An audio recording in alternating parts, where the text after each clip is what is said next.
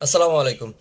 দর্শক, বিএনপির পক্ষ থেকে ছাত্র শিবিরকে একটা অভিযোগ করতেছে, যদি এই 24-এর আন্দোলন যদি সফল না হইতো, 24-এর আন্দোলনে যদি শেখ হাসিনা পালায়া না যেত, যদি 24-এর আন্দোলন কোনোভাবে ব্যর্থ হতো, তাহলে নাকি ছাত্র শিবিরের কোনো কিছুই হতো না। মানে আহ, ছাত্র শিবিরের যে নেতাকর্মীরা নেতৃত্ব দিয়েছে তাদের নাকি কোনো কিছুই হতো না, সব দোষ পড়তো বিএনপির উপরে বা ছাত্র দলের উপরে। তো তাদের এই কথার জবাবে আমি প্রথমেই বলতে চাই, ভাই আপনারা তো এক কথায় আন্দোলনকে অস্বীকার করে গেছেন। আপনাদের মির্জা ফখরুল ইসলাম প্রকাশ্যে বলছে যে আপনার এই আন্দোলনে তাদের কোনো সম্পৃক্ততা নাই।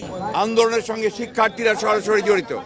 আমরা এই আন্দোলনের সঙ্গে কখনোই সরাসরি জড়িত নই। দ্বিতীয় কথা দ্বিতীয় কথা হচ্ছে, আমাদের শিবিরের যে সকল নেতাকর্মীরা আন্দোলনের নেতৃত্ব দিছে, তারা কি গোপনে থেকে নেতৃত্ব দিছে?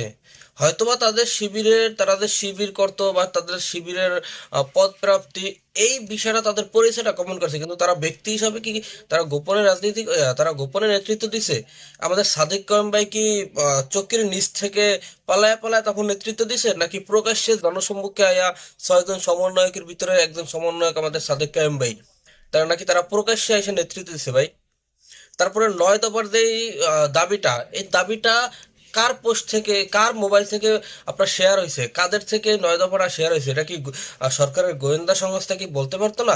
আন্দোলনের শুরুতেই গোয়েন্দা সংস্থা বলছে যে এই আন্দোলনের পিছনে কি সম্পূর্ণ দায়ভার জামাত শিবির, ঠিক আছে, প্রথমেই বলছে। তো আপনারা যে বলেন যে তাদের কিছু হইতো না, আপনাদের কিছু হইতো না ভাই, কারণ আপনারা আন্দোলনে আগেই দায়ের হয়ে গেছেন। আপনাদের আপনাদের আন্দোলনে কোনো ভূমিকা ছিল না।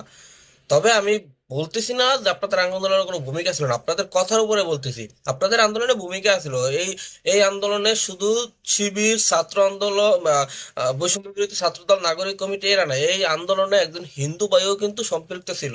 আমরা সাধারণত একজন হিন্দু ভাইকে মনে করতাম যে তিনি আসলে আওয়ামী লীগ, কিন্তু না, একজন হিন্দু ভাইও কিন্তু এই আন্দোলনে হত্যার শিকার হয়েছে। তার মানে এই আন্দোলনে কিন্তু সবাই। তবে আমি বলতে চাই যে আপনাদের যতটুকু ভূমিকা, আপনারা ততটুকু ক্রেডিট নেন, আপনারা বেশি ক্রেডিট নিতে যান কেন ভাই? ছাত্র দলের একটা ভিডিওতে দেখলাম যে ছাত্র দলের একজন নেতা বলতেছে এই আন্দোলনের সম্পূর্ণ ক্রেডিট নাকি ছাত্র দলের। ভাই, এটা কতটা হাস্যকর আপনারা বুঝতে পারছেন? আমরা যে বিজয় অর্জন করেছি, এই বিজয়ের সম্পূর্ণ অবদান বাংলাদেশ জাতীয়বাদী ছাত্র দলের। তো আসলে যতটুক পাওনার উপযোগী আপনারা ততটুকুই নেন, বেশি নিতে যায় না। শুধু শুধু হাসির পাত্র হয়ে না। সকলকে ধন্যবাদ। দর্শক, যদি ভিডিওটা ভালো লাগে তাহলে অবশ্যই লাইক, কমেন্ট এবং শেয়ার করবেন। অবশ্যই আমার চ্যানেলটি সাবস্ক্রাইব করে আমাকে সহযোগিতা করবেন। ধন্যবাদ সকলকে।